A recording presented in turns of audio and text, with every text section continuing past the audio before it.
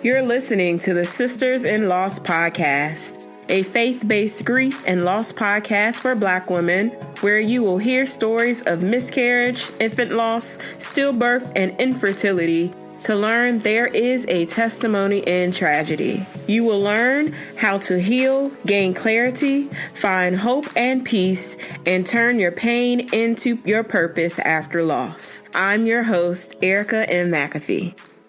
Welcome to episode 123 of the Sisters in Loss podcast. What does it feel like to get excited that you're pregnant, only to find out, a few weeks later that you had another miscarriage? Recurrent miscarriages are far too common and many go undiagnosed. Today's guest has had 3 miscarriages and wanted to help women through the struggle of infertility and work through the grief of miscarriage. Chef Vernetta Stewart is the founder of Footprints of Angels, a nonprofit organization aimed to support women impacted by infertility and recurrent miscarriages. In this episode, Chef Vernetta shares how multiple miscarriages have impacted her and her family, her drive for founding Footprints of Angels, and the next steps in her journey to motherhood. This episode is for you to listen to if you've ever experienced a miscarriage or a recurrent miscarriage and are holding on to hope for God's promise by blessing you with a baby and a family one day. Here is Chef Vernetta Stewart. So I am so excited, you guys, to have Vernetta here to share with us on our Healing and Prayer Summit. So welcome you all to our Healing and Prayer Summit. I'm excited for you all to hear from Vernetta today. So Vernetta, in your own words, just share a little bit about yourself and what you do. Yeah, so my name is Vernetta Stewart, and I am a chef by trade. So I've been a professional chef since about 2006, but then I'm also the founder of Footprints of Angels. And what we do, we're a nonprofit that support women that are impacted by recurring pregnancy loss and infertility. Love that. I love Footprints of Angels, and I love your whole message around that. So let's just talk about your journey and kind of how your healing after loss. So what happened? How Footprints of Angels came about. How Footprints of Angels got started is I had suffered a few miscarriages, and the last one was in a couple of years ago when it happened, and I was about 20 weeks pregnant. So I didn't have any symptoms or anything like that happened. I just woke up one morning and I was like, something's not right, and I was spotting. So during that time, I went to the emergency room, and they said, well, if you're miscarrying, there's not anything that we could do, but please, come back at, if it starts to get a little bit heavier, a little bit more painful. So that was on a Friday. Then going into Sunday, I was on bed rest all day Saturday, and then going into Sunday morning, I started to spot heavier. It became painful, and so we got up and we, went back to the emergency room. At the time, my doctor was coming out to see another mom that was expecting, and so she said, "Well, let me come down to the emergency room and I'll go ahead and check her." So when she checked, she said, I can actually feel the sac, and so. At that time, I didn't know what to think. I was like, I felt like I took care of myself. I went to all my doctor's appointments. What happened? And so she said, we're going to go ahead and admit you. And so I went in, and then I said, well, how long will it take? And she asked if, she said, well, do you want us to help you, carry it along, or do you want to do it naturally? So I said, well, if I do it naturally, how long will it take? And she said, it may be 6 days, 6 weeks, 6 hours. She said, but I can tell you, I can feel the sac, so it won't be long. So by the time they admitted me, got me situated and everything, I delivered a baby boy. So in that, I was kind of turned upside down because I was excited. I was looking forward to it. And then just to have it happen so suddenly with no warning or signs or symptoms, I just didn't know what to do. So I kind of went back on my journey, went back to work, kind of just went back to life. Then end of last year, around about this same time, I found out that I was pregnant again. And so really excited, went to the doctor, saw the heartbeat. I was like, yes, just very happy. And when I went back for my 2 weeks checkup, at this time, I'm about 10 weeks, there was no heart. So now I'm like, oh no. And so I had what is called a missed miscarriage. So I didn't have any bleeding. I didn't have any spotting or anything like that.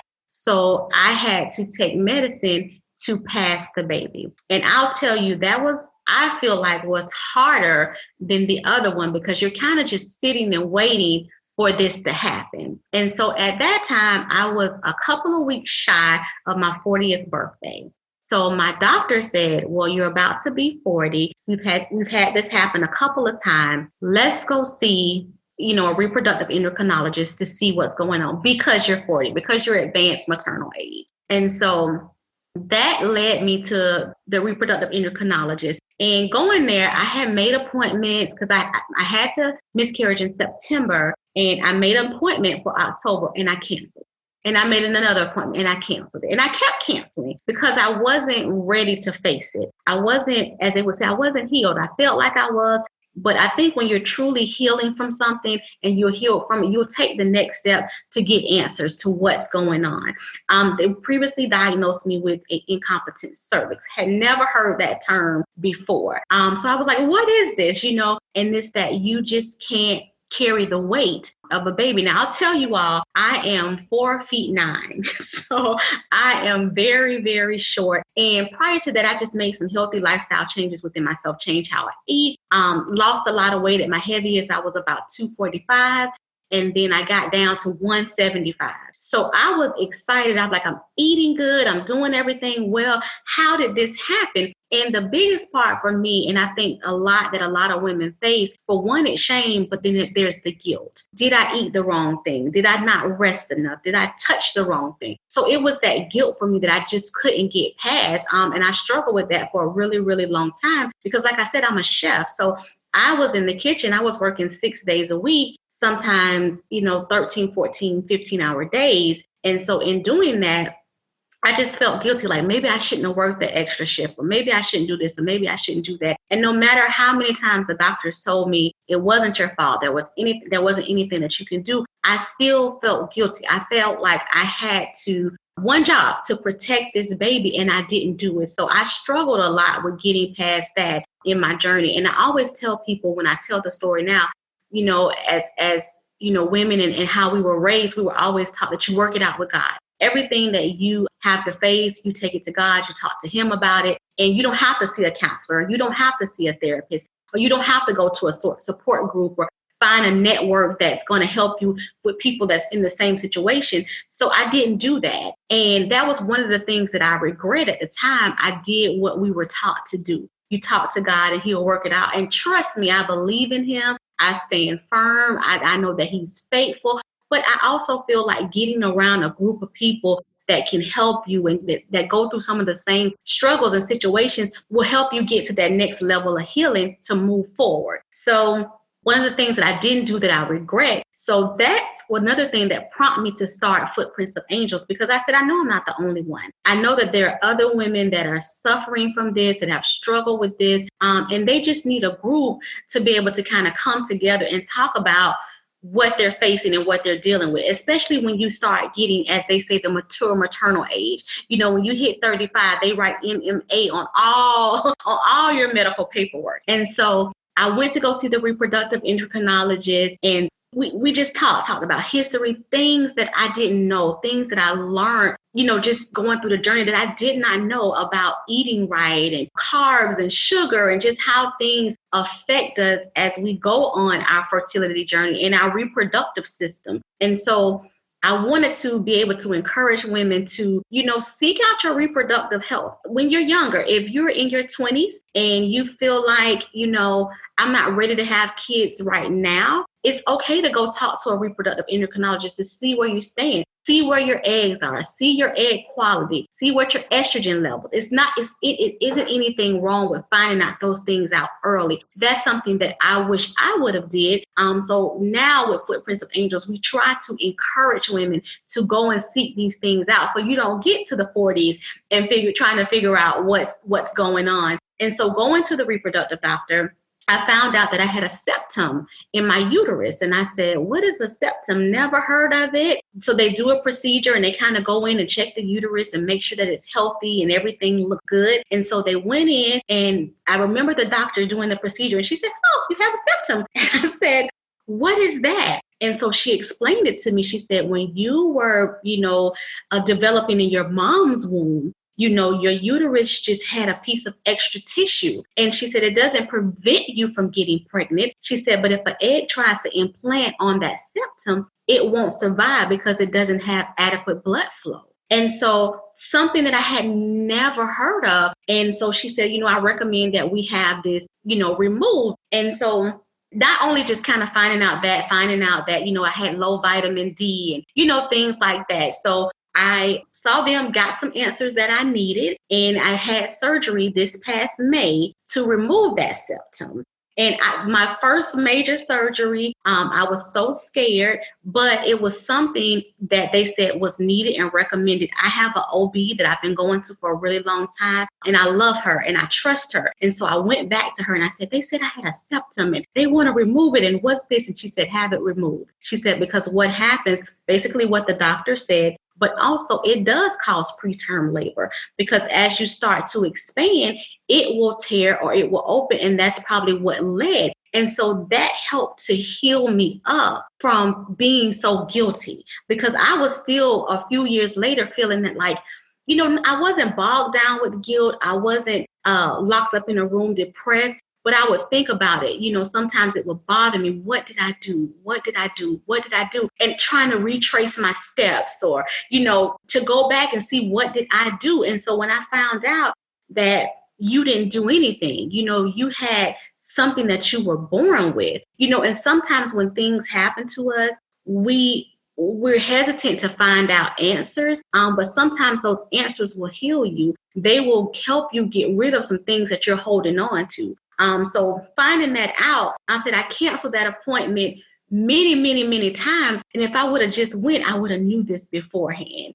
So that is kind of where my journey went. I had the, like I said, the septum removed. And in doing that, my doctor said, well, since you're going to be under anesthesia, let's go ahead and just make sure that everything looks good. Let's check the outside of the uterus. Let's check the fallopian tubes. Let's just do a whole clean sweep, as I would say, and make sure that everything looks good. So he, when he did the septum removal, he went in and checked everything. And I had very mild endometriosis and some fibroids. Never thought I had fibroids. And I remember my mom would always ask me, do you have fibroids? And I say, no, never been diagnosed with it. She said, well, it runs in our family. I have them. Everybody has. And I said, well, I don't have them. So the doctor, in learning some of my symptoms and different things, he said, I believe you have endometriosis and I believe you have some fibroids. And I said, no, I don't. And I'm like, let's just remove the septum. Let's not do anything else. So he said, no, this is what we need to do. So had all of that taken care of, healed up from that. And so he came back and he said, because of your age, I still recommend that we do an ovulation induction cycle. So currently right now in the process, that's where I'm at. And that's because my ovarian reserve was still really good. My hormones and quality things were really good, but because of my age. And so I just want to encourage women that, if God puts a desire on our hearts, that he will fulfill it and he will bring it to pass. It will happen. You just have to trust the process. And I'll tell people it's not an easy process. It's not. I have some days where I'm happy and I have some days where I feel like, why me? Why me? Why do I have to face this challenge? And taking the medication is not always easy. And I follow a keto diet, not always easy. Sometimes we want to crave those carbs and we have to have it. But I feel like if the end result will get me the blessing that I want, then why not do these things? And I feel like it's not asking anything extra. It's, to eat right, to live right, to stay faithful, to pray, to focus, to journal. Sometimes I know when we're going through, we can't find the strength to sit down and talk to God. We're not mad with him. We're not upset with him. We're not questioning him, but we just kind of move so much to keep our mind busy that we don't give him the time. So I find that I have a book. It's called A Faith. It's just a faith journal. I sit down and I write it, and I write my prayers in, and I write what I want to do. I write down my baby's names and I practice positive, as they say, affirmations. I talk to myself. I say, yes, I'll be 41 next Tuesday. So when it starts, that's when I'll be 41. And to be honest, I had a doctor's appointment last week, and I cried and I cried and I cried. And my doctor said, it's understandable. You're having a birthday. It's, you're going through a lot. We've given you all these hormones, so it's understandable, but stay on that path. So I just try to stay faithful. When I get myself down, I do things to lift myself back up. I talk to my body. I talk to my babies. I say, my body is healed, whole, and well from the crown of my head to the soles of my feet. Everything works the way he ordained it to work. My ovaries are good. My uterus is good. My eggs are good. Everything is fine. Everything will work out at his perfect timing. So I have to do that. I don't walk around in the street and yell it all out. If I'm sitting at my desk or I'm going about my day, I'm talking and I'm just saying these things to keep myself uplifted, because as soon as I fall back and say, you know what, this is not going to happen for me, or, why me, then it's not going to happen. We have to stay faithful. We have to stay positive, and we have to trust the process, and we have to trust our doctors. Sometimes it's really hard. I'm guilty of it. Like I said, I'll call my OB and say, hey, does this sound right? And she's like, I'm an OB. This is a reproductive endocrinologist. He's been doing this for a really long time. Trust what he tells you. And in the practice that I go to, my doctor, he's a man, and he's pretty much black and white. And then there's a couple of doctors there that they'll coddle you, they'll kind of soften things up for you. But I just try to stay focused and try to, just lift myself up. And like I said, I just learned so much about my body, about the reproductive system. And I think that's what women need to know. I think we need to know the education behind it, about things that we can do to kind of preserve our eggs. We know we're only given so many eggs and they're only going to stay good for a certain amount of time. We know that, but what are some lifestyle changes that we can do to kind of help increase that process of the eggs? So that's my journey. I hope I didn't say too much or talk too much. No, everything you said was...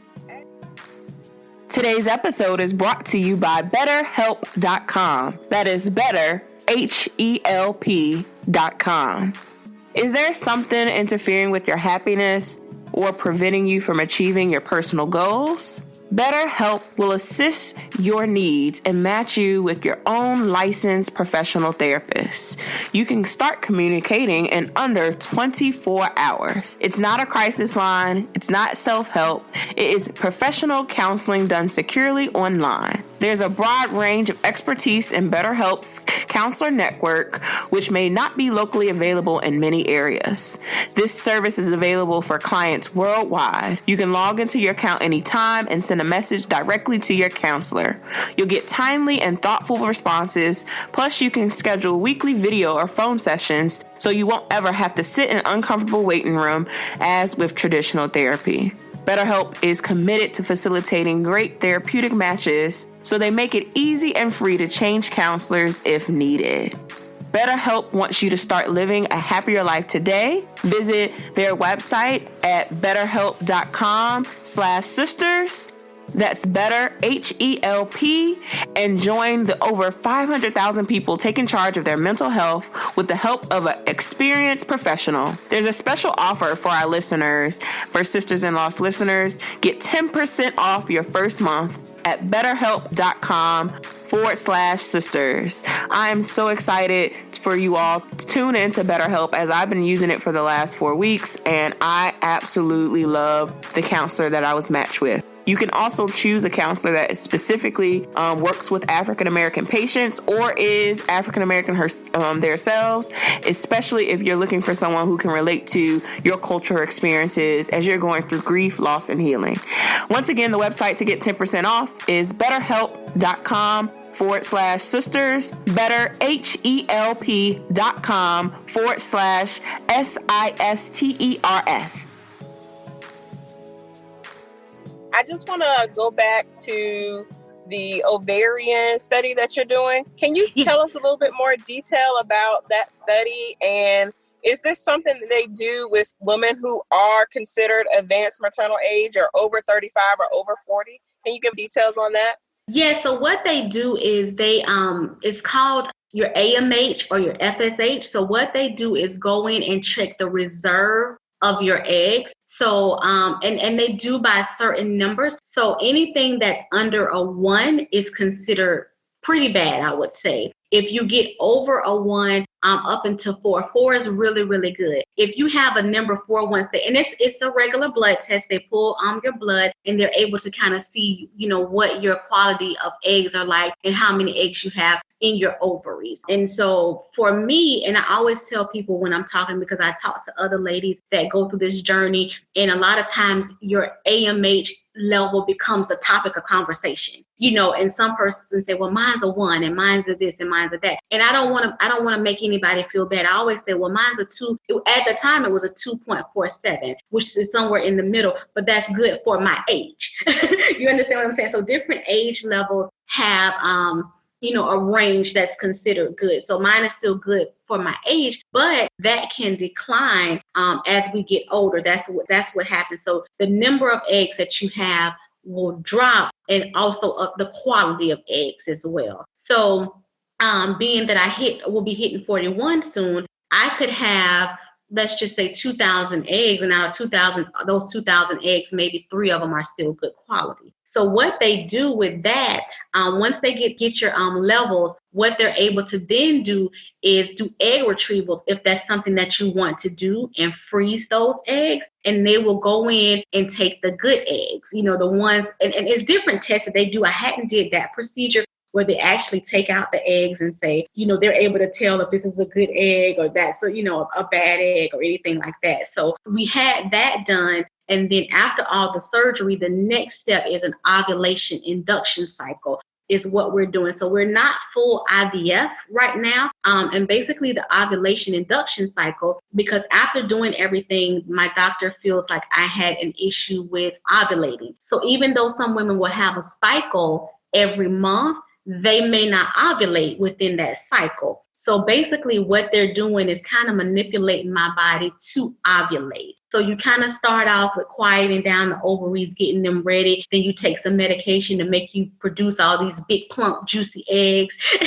And then they give you a couple of shots that say, go ahead and release these eggs at this particular time. And then at that time, you have a 24 to 36 hour window to have intercourse naturally, or do what they call an IUI, where they actually take the sperm and put it right to the egg in hopes that you conceive during that particular cycle. Awesome. Thank you so much for explaining that. And I think that a lot of women who are part of this community can relate to everything that you're saying, especially, once you hit 35, they put that AMA on you. So yes, they do. Yes, they do. You just get it put on you, and you're at that place where you're like, okay, so what's next? So I guess to help encourage some of the ladies who are listening, who are at that advanced maternal age, what, foods are you eating? I know you mentioned that you're doing the ketogenic diet. So what are some of the lifestyle changes that you have made that you have seen to help you as you're going throughout this journey? So one thing definitely is diet.